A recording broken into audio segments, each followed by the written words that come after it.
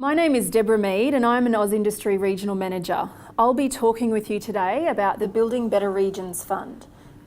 This is a regional development portfolio program. It was launched by the Minister for Regional Development, Senator Fiona Nash, on Wednesday the 23rd of November 2016. It'll be delivered jointly between the Department of Infrastructure and Regional Development and AusIndustry.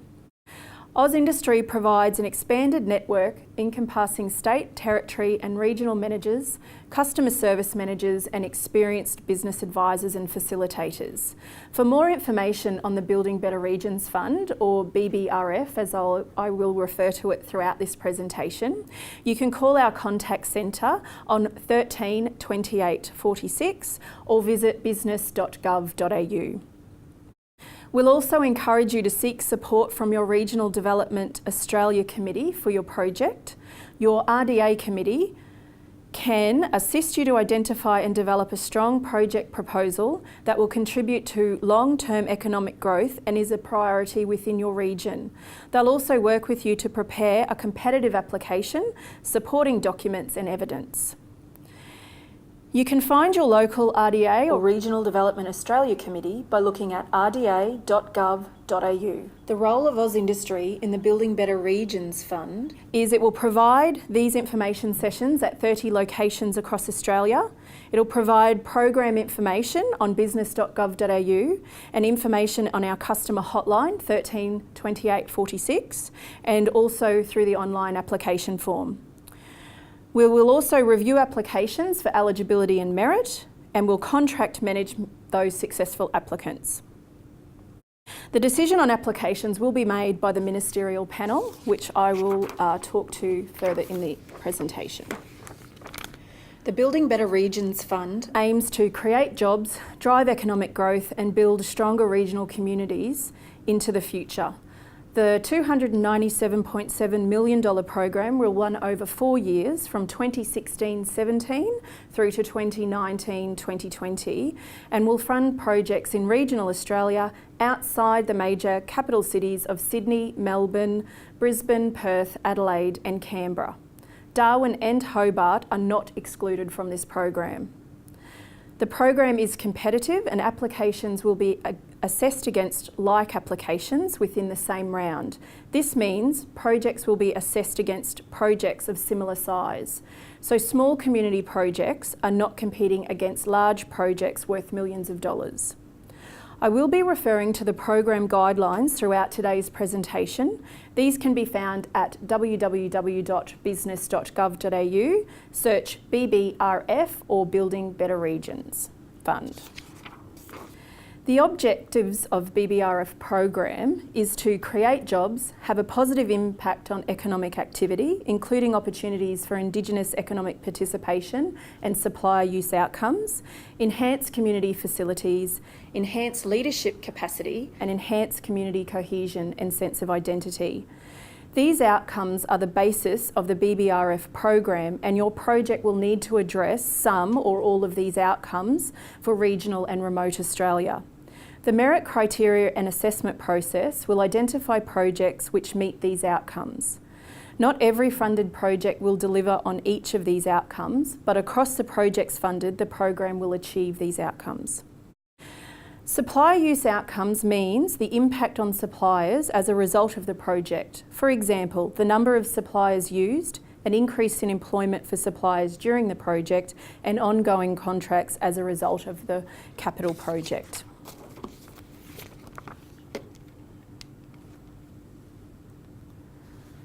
So the Building Better Region Fund consists of two streams. The first is the infrastructure project stream. It will support projects which involve the construction of new infrastructure or the upgrade or extension of existing infrastructure, which provide an economic and social benefit to regional and remote Australia. The funding amount available for the infrastructure project stream is $20,000 to $10 million.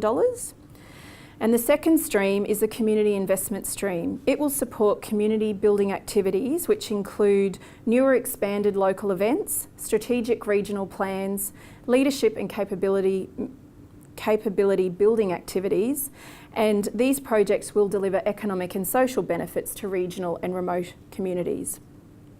The funding available under this stream is $5,000 to $10 million. However, given the types of projects that can be funded under this, they would be looked to be under $100,000. The program is geared toward investment-ready projects. Investment-ready projects are those that have confirmed all co-funding, identified all regulatory or development approvals, and can demonstrate robust planning in order to commence following execution of grant agreement. If your project is still in the planning or concept stage, your application may be eligible for funding but may not be as competitive as other projects that are further progressed in their planning. In this case, it is recommended for you to further develop your project and consider submitting an application for consideration in future funding rounds. The Are You Ready to Apply document on the website can help you determine if you're ready to submit an eligible competitive investment ready application. Information on grant amounts available can be found in Section 3 of the program guidelines. Who can apply? An eligible applicant must have an ABN and to be eligible for the Building Better Regions Fund, they must be a local governing body or a not-for-profit organisation or group. For applicants applying for the infrastructure project stream and being a non-profit, you have to be established for at least 2 years. There are 3 ways to show your not-for-profit status: current Australian Charities and Not-for-Profits Commission registration, or a state or territory incorporation association status, or constitutional documents and or articles of association that demonstrate the not-for-profit character of your organisation. Joint applications are available through BBRF. Only the lead applicant will enter into and be responsible for the grant agreement with the Commonwealth, and it must be the driver of the project and be making a cash contribution. The lead applicant must complete the application form and identify all other project partners in their application. Only the lead applicant is required to meet the eligibility requirements of a BBRF grant. For more information on eligibility, it can be found in Section 5.2 of the guidelines.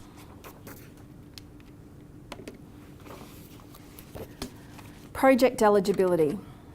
To be eligible, projects must be located in Australia and outside the significant urban areas of Sydney, Melbourne, Brisbane, Perth, Adelaide and Canberra. You have to provide evidence confirming all co-funding unless you have applied for an exemption, which I'll touch on later. You have to have a project that can be completed by December 2019. And for community investment streams, have a project that can be completed within 12 months.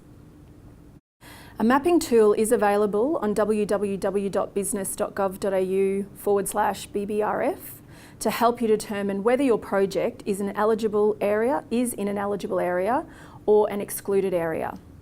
The co-funding requirements will be discussed later as it relates to the location of your project. I will talk a lot more of your project location as this is a very important part of the program. Regarding the evidence of co-funding, every dollar must be confirmed in writing, not just the mandatory cash co-contribution. This applies to cash and in-kind contributions. The guidelines state that all applicants must provide letters evidencing the cash or in-kind contributions from each contributing organisation or individual. They must be on the organisation's letterhead, signed and dated by an authorised person, and set out the value and timing of contributions and any conditions attached. In-kind contributions, for example, all contributions that aren't cash, need to be valued by the contributor and confirmed in the same way as financial contributions. For more information on this, it can be found in Section 5.2 of the guidelines.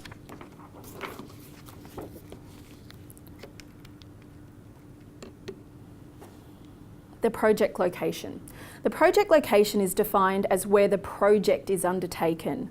As I stated earlier, the project location is important as it informs eligibility in terms of excluded areas, remoteness, which will affect the level of co-funding you are to provide, and the loading that will be applied to the assessment scores. The mapping tool for finding out the remoteness category of your project is available at business.gov.au. Projects must be outside excluded areas, those being the significant urban areas of Sydney, Melbourne, Brisbane, Perth, Adelaide and Canberra. The mapping tool works this out for you. You just need to type in the address and we'll cover that in a future slide. You will need to identify your project's remoteness classification and the longitude and latitude of your project in your application. Again, the mapping tool will do this for you. There are 5 different remoteness classifications. There's remote, very remote, inner regional, outer regional and major cities. Note that this is a separate classification system used to the classification to determine the excluded areas. Therefore, there are some areas as major cities that are outside the excluded areas. For example, the Gold Coast, parts of Geelong, Newcastle, etc. Very remote projects will receive the highest loading to the assessment score and inner regional will receive the lowest loading. Projects classified as major cities receive no loading. If your project has multiple site locations, there is a mix of regional and remote locations, you should choose the most remote site for your project site.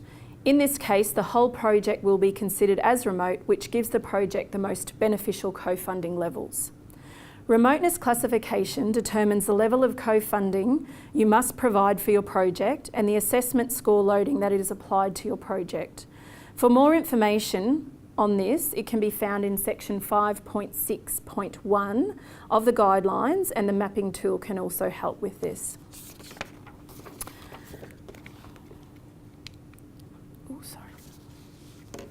This is a mapping tool. This is what it looks like. Now we're going to go live to show you how the mapping tool works. What I'll ask you to do is someone from the audience, if you can give me an address of a project location. Sure. Could we try 7 to Calvin Street, Bundaberg? So you'll notice that we're typing in the top right-hand corner to search for the street address. So you just type it in and click the search button or press enter. So you can see it's giving you an option, and if you just select that,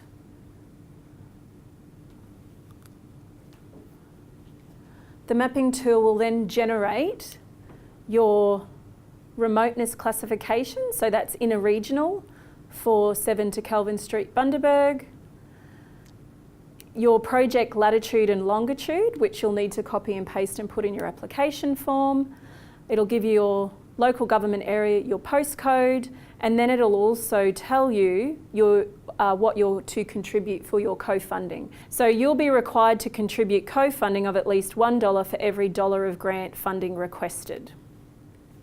So we might try just one more address. 100 Galar Street, Longreach. So again, just typing in the top right-hand corner the address and then just pressing the search function. And it'll give you an option so you can choose which one is appropriate. And again, it'll give you your remoteness classification, so very remote, your longitude and latitude, your local government area, postcode, and then your co-funding contribution. So you will be required to contribute co-funding of at least $1 for every $3 of grant funding requested. So the mapping tool is on business.gov.au, search BBRF and look for the mapping tool. If your internet access is limited, you may call the contact centre on 13 28 46 and ask for assistance to determine your remoteness classification. The contact centre will need the physical address of your project to enable them to determine your remoteness classification.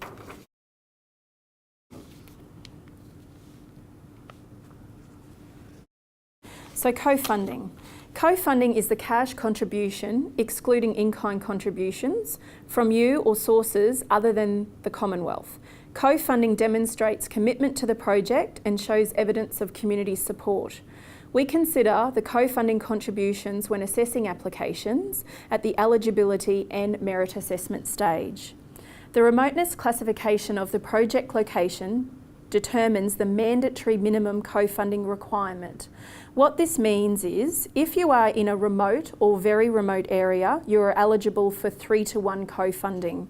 So for every $3 of grant funding requested, you must contribute at least $1. If you are in any of the other areas, you are eligible for 1-to-1 co-funding. For every $1 of grant funding requested, you must contribute at least $1. So for example, for a $1 million project in a remote area, the applicant could seek up to $750,000 from the Building Better Regions Fund and must provide at least $250,000 as their co-contribution. For the same $1 million project in a non-remote area, the applicant would seek up to $500,000 and would need to provide at least $500,000 co-funding. The mapping tool, as you have seen, tells you your co-funding requirement for your project based on the address or project location you specify. It is very important that you select the correct remoteness classification for your project. If you select remote and are actually in a regional, the application form will allow you to submit the application with the 3-to-1 co-funding ratio, but when we do our validation and check the location, if we determine that your project location is not remote, then you wouldn't qualify for 3-to-1 ratio and may be ineligible.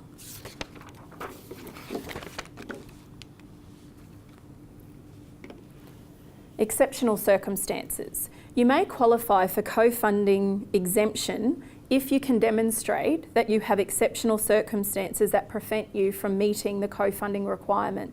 Exceptional circumstances may include drought or disaster declaration, limited financial capacity of the local government, impact of industry decline, significant recent change in population or community demographics, other exceptional circumstances.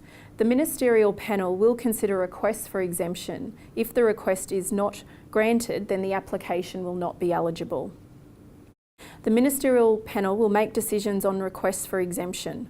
Before you consider seeking an exemption, please note, we expect that only a very small number of exemptions will be approved. You can apply for a full or partial exemption for the co-funding requirement. If an exemption is not approved, your application will be ineligible. If you are granted an exemption, you will still be assessed against eligibility and merit criteria. You are encouraged to leverage cash contributions, community partnerships and in-kind contributions even if you seek an exemption. This will strengthen your application and increase your score against the value for money merit criterion. For more information on co-funding and co-funding exemptions, you can find it in 5.6 of the guidelines. Now we'll look at each of the streams under Building Better Regions Fund. First, the infrastructure project stream. The infrastructure project stream supports projects which involve the construction of new infrastructure or the upgrade or extension of existing infrastructure that provide economic and social benefit to regional and remote areas.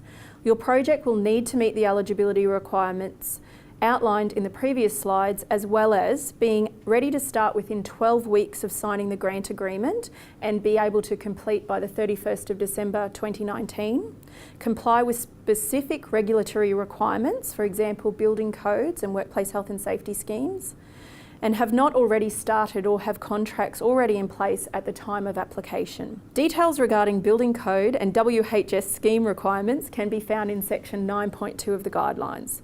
For more information on project eligibility, look for section 5.7 of the guidelines. Eligible projects. For your project to be eligible, it must be construction of new infrastructure, the upgrade or an extension of existing infrastructure.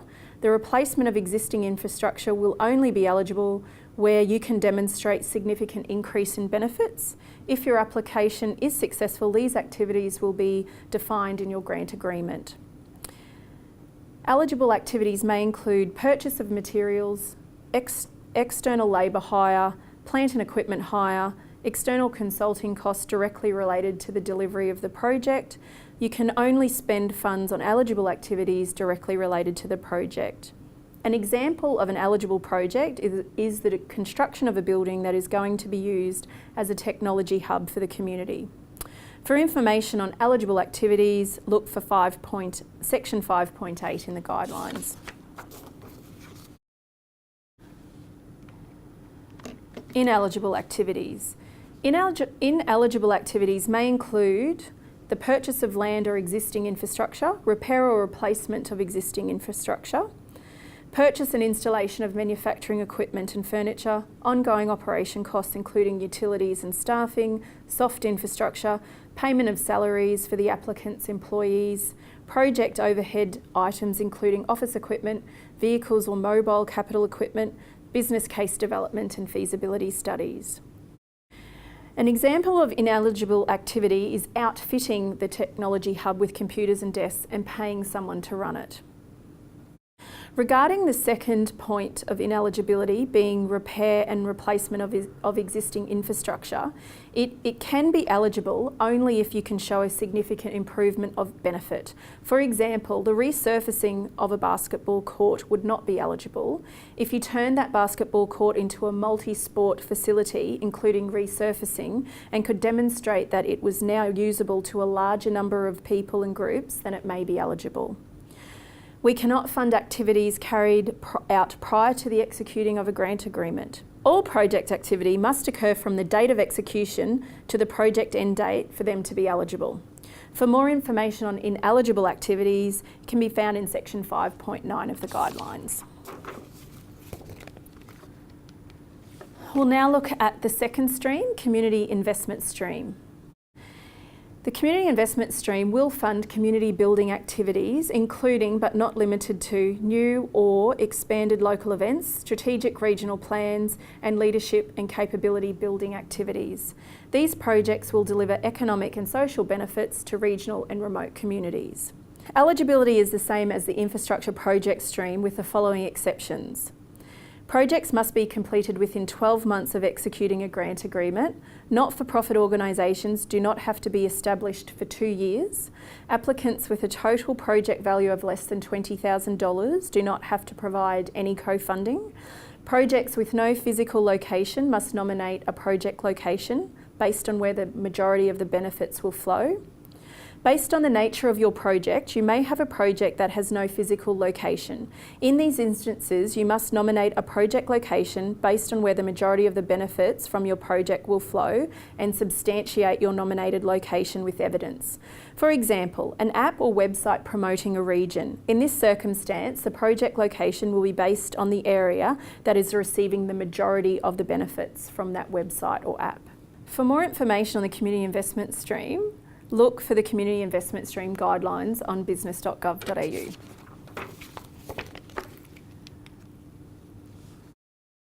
Eligible activities. Eligible activities must be new to the community or a significant extension to an existing activity. They must deliver new benefits. Local events and activities will only be eligible for funding under the program once. Funding under the program is intended as seed funding to support an inaugural event or funding for a one-off expansion of an existing activity. Applicants will need to clearly outline in their application their strategy to future fund and expand events without Australian government funding. Local events and activities. Investment in local activities and events provides economic and social, cultural opportunities for people living in regional areas.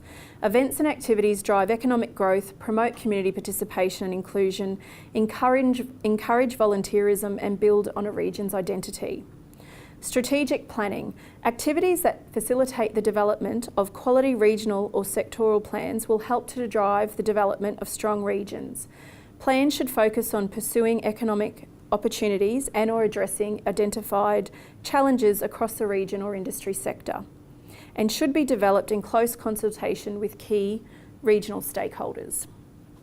Regional leadership and capability. These activities will build the capability of regional leaders, equipping them with skills to effectively drive change and champion positive futures for their communities. All leadership and capability activities will need to demonstrate clear and definitive outcomes, including broad benefits for the community. Regional leaders may include representatives from community organisations, local governments, local industry members, local youth leaders, Indigenous leaders. and industry bodies. For more information on eligible activities, see section 5.8 of the Community Investment Stream Guidelines. Ineligible activities. Ineligible activities include local events and activities, activities where the main benefit is intended to go to only one sector or group within the wider community, fundraising events, events for political lobby groups, private events. Strategic planning. Ineligible activities include land use planning, service delivery planning, capital funding for research centres, feasibility studies, or benefit cost analysis for specific projects, including infrastructure development. For regional leadership capability, ineligible activities include vocational education and training, apprenticeships, higher education qualifications, funding education and training providers, or funding for staff wages or leadership positions within an organisation. More information can be found on section 5.9 of the Community Investment Stream Guidelines. We're now going to look at the merit criteria for Building Better Regions Fund. There are 4 merit criteria. The first, economic benefit your project will deliver to the region during and beyond the construction phase for the infrastructure project stream or for the project period for community investment stream. First merit criteria is weighted at 15 points. The second merit criteria is the social benefit your project will deliver to the region during and beyond the construction phase for the infrastructure project stream or the project period for the community investment stream. This merit criteria is weighted at 10 points. The third merit criteria is value for money offered by your project, weighted at 5 points. And the fourth merit criteria is your capacity, capability and resources to carry out the project, and this has a weighting of 5 points. Funding decisions are made by the ministerial panel and applicants will be advised of the outcome in writing. Applicants will need to respond to each merit criteria. We will cover the individual merit criteria in detail in following slides. The level of detail you will need to provide is commensurate with the size of the proposal of the project. An application seeking $10 million would need much more detail and evidence than an application seeking $10,000. Projects will be ranked against the total score across all merit criteria. The merit criteria are weighted to account for the policy intent for projects to deliver an economic and social benefit for regional and remote areas. Projects will need to score highly against all merit criteria. The department will also take into consideration the project size, complexity and grant amount requested and the risks associated with the project to be recommended for funding. A loading will be applied to your score based on the remoteness classification for your project. The highest loading will be assigned to the very remote regions, with inner regional receiving the lowest loading. Projects with a major city's remoteness classification will not receive a loading. For example, Gold Coast, parts of Geelong, Newcastle, etc. Merit criteria can be found in section 6.1 of the guidelines.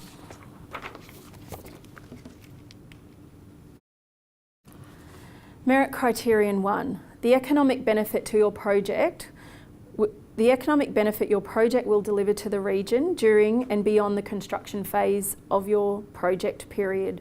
It's weighted at 15 points. Economic benefits for a region may cover increases in economic activity, improvements in productivity, wider access to markets, or fairer and more equitable economic outcomes, such as increasing the number or value of jobs, new businesses, or the production of goods and services in a region. This includes direct and indirect opportunities created through the project. Providing opportunities for growth in existing sectors, the use of local suppliers and goods, increasing efficiency of the transport system or service delivery, increasing Indigenous economic participation, including Indigenous employment and supply use outcomes, the degree to which the project delivers benefits beyond the construction phase project period. It is important in the merit criteria to provide evidence to support the claims that you make in your application. Evidence to support the economic benefit of your project could include details of similar projects and numbers of jobs you've created, evidence of any experts you consulted or any modelling that was done. The guidelines make it very clear that applicants need to define, quantify and support their claims with evidence. Officials who will conduct the assessment cannot consider material outside of the application, so you should not assume any prior knowledge on behalf of the assessor. Again, section 6.1 of the guidelines addresses the merit criteria. Merit criterion 2, the social benefit your project will deliver to the region during and beyond the completion of your project, weighted at 10 points. Social benefits for a region may cover increases in regional amenity, improving community connections and inclusion, and providing opportunities for learning and knowledge creation, such as making a region a more attractive place to live, improving community connections and social inclusion, supporting or protecting local heritage and culture, strengthening community institutions, governance and leadership capacity, increasing community volunteering, the degree to which the project delivers benefits beyond the construction or project phase, addresses disadvantages within a community, and increasing community participation in local decision making. This is for the community stream only. The level of community support for the project will be good to demonstrate in this criteria. Evidence could include letters of support from the community, surveys showing community support, etc. Merit criterion 3, value for money. You will need to demonstrate the value for money offered by your project. You could do this by identifying the extent to which the project leverages additional funding. This includes cash contributions above the co-funding requirement and in-kind contributions, the extent to which the project leverages additional partnerships, the likelihood of the project going ahead without the grant funding. Explain how the grant will impact the project in terms of size, timing and reach. In the value for money criterion, the level of additional funds leveraged will demonstrate the amount of value add the Commonwealth will get for its contribution. The level of additional funding will demonstrate to the ministerial panel that they will get good value for money from that investment. Even if you are seeking an exemption from the co-funding requirements, offering even a small amount of cash or in-kind contribution demonstrates the community commitment to the project.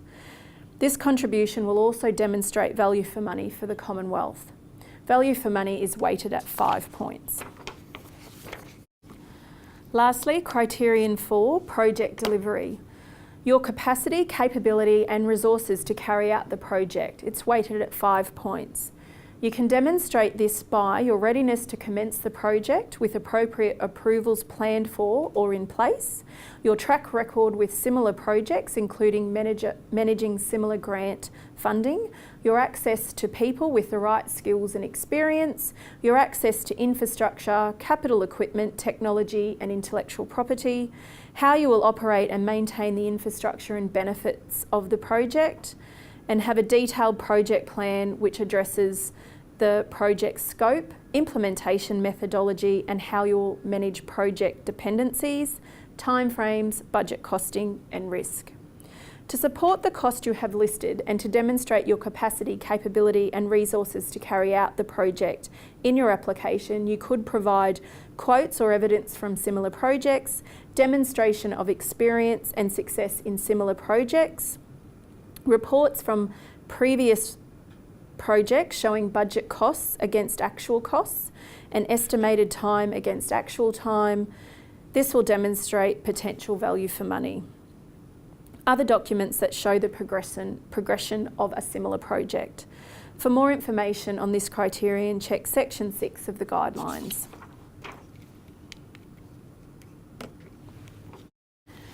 So how you can attach documents for the infrastructure project stream. Applicants will need to supply mandatory attachments with their application.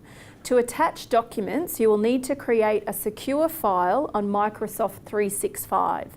The form will take you to Microsoft 365 to upload your attachments. If you don't have a Microsoft 365 account, you can create one for free. It is important to make sure all the attachments for your application are uploaded, as your application could be ineligible without them.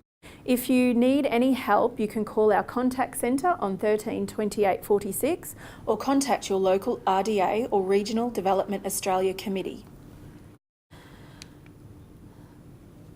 For the community investment stream, applicants need to supply mandatory attachments with their application.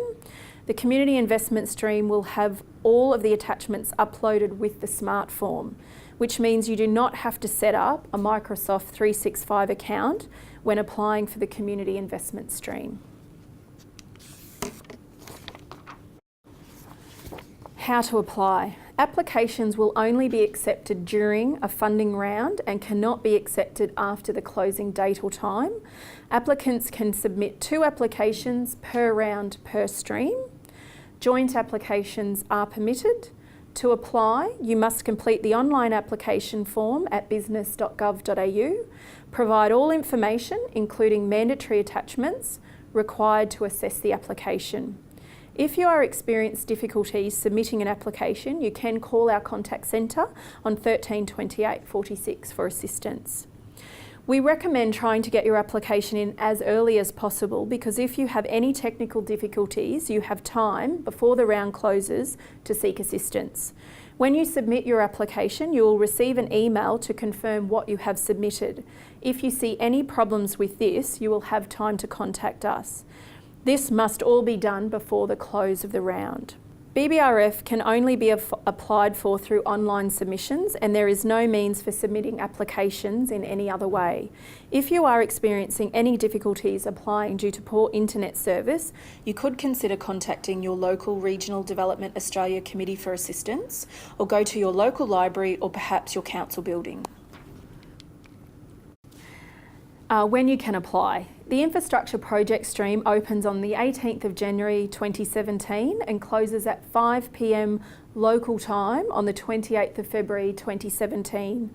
The community investment stream opens on the 18th of January 2017 and closes at 5 p.m. local time on the 31st of March 2017. Late applications cannot be accepted and will be deemed ineligible. The local time is the advertised time in your local area. This relates to the location from where you are submitting the application, not the project location. For more information on the program or to apply for the program, please visit business.gov.au, searching BBRF, or call 13 28 46. You are encouraged to seek the support of your local Regional Development Australia Committee for your project. Your RDA committee can assist you to identify and develop a strong project proposal that will contribute to long-term economic growth and is a priority within your region. And they will work with you to prepare a competitive application, supporting documents and evidence. You can find your local Regional Development Australia Committee at rda.gov.au. I'd like to thank you for your time and ask if anyone has any questions. Yes? Will there be any other rounds? The Building Better Region program is appropriated over 4 years, but a decision on the number of rounds is a matter for government. You can register on business.gov.au for updates regarding any future rounds on the program. Yes? Who's on the ministerial panel? Senator the Honourable Fiona Nash, Minister for Regional Development and Minister for Local Government and Territories will be on the panel. The other panel members have not yet been announced.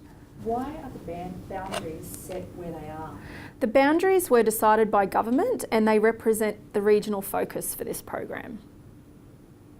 Thank you. Is there any other questions? Yes. Is there an amount set aside for each stream? There is no amount set aside for either stream or regions. The amounts that go to each stream or region will depend on the level of applications received, the merit of those applications, and the decision on which applications to fund made by the ministerial panel.